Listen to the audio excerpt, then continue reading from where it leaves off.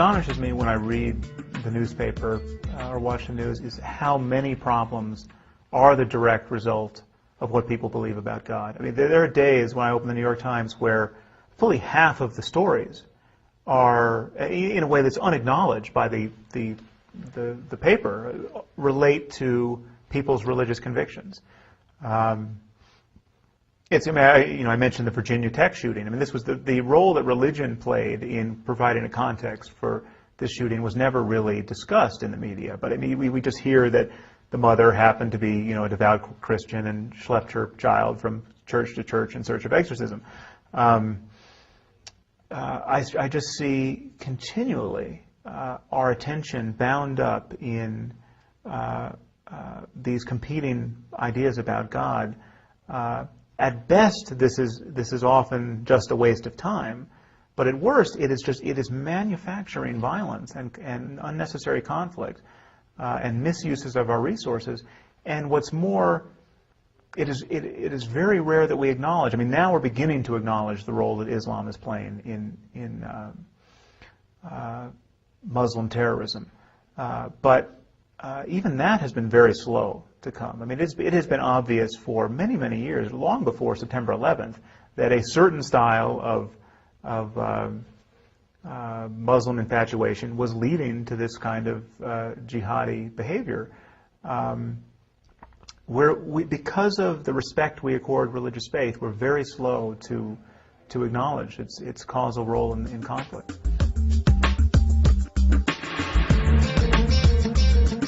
Well, I think the biggest challenge as a matter of discourse and debate, and certainly the most frustrating challenge, is what comes from otherwise secular and even non-believing people who are just reluctant to admit how much mad work is being done because of religion in this world. I mean, they either can't believe that people really believe this stuff. So when a suicide bomber blows himself up in a crowd of children, this secular type of person will imagine that wasn't religion. I mean, it had nothing to do with a belief in paradise and 72 virgins. Who could believe that? I mean, this is some kind of psychological aberration, or it's caused by economic desperation or our policies in the region. I mean, it's not a matter of metaphysical beliefs.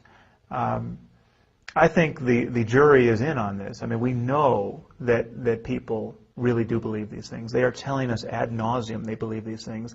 And I don't think there's any more powerful rhetorical device for emphasis than blowing yourself up or flying a plane into a building. I mean, these people are really willing to die for what they believe. And we know it's not a matter of, to speak specifically about the Muslim world for a moment, we know it's not a matter of economics and education, because, in this recent plot in the UK, these are all doctors who are aspiring suicide bombers. I mean, how much more education did these doctors need? One was a neurosurgeon. You find me a neurosurgeon suicide bomber, and you tell me the problem is education and economics. It clearly isn't. And the deeper problem, and I think a far more sinister problem, is that it is possible to be well educated, so well educated that you can be a neurosurgeon and still believe that you can get 72 virgins in paradise. And this is made possible by the fact that we have allowed a certain mode of thought, religion, to thrive in a cocoon of this sphere of protection from criticism. It is just taboo to criticize people's religious beliefs.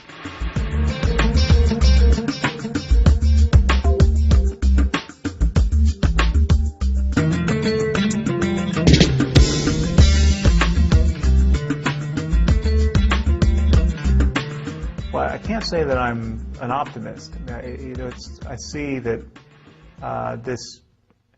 our emotional attachment to these myths is so well subscribed and so deep. And the belief, even people who are not religious believe that everyone else needs to be religious. I mean, it's like, I don't need it, but it's like the ultimate condescending attitude, but everyone else does. I mean, this is a myth that is also widely subscribed, even among atheists.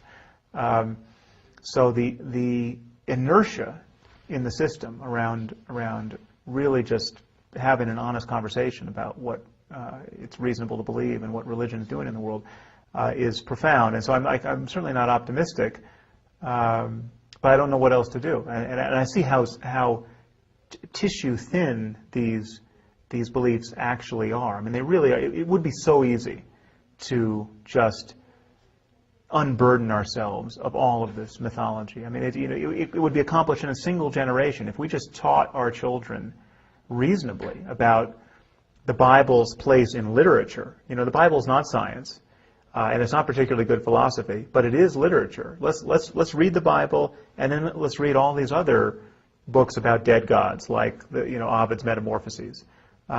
If we taught the Bible and the Quran in that way, in a single generation, the God of Abraham would take his place alongside Zeus and Poseidon and Apollo and the other dead gods, and none of this would be a problem. But is that likely to happen? I think not.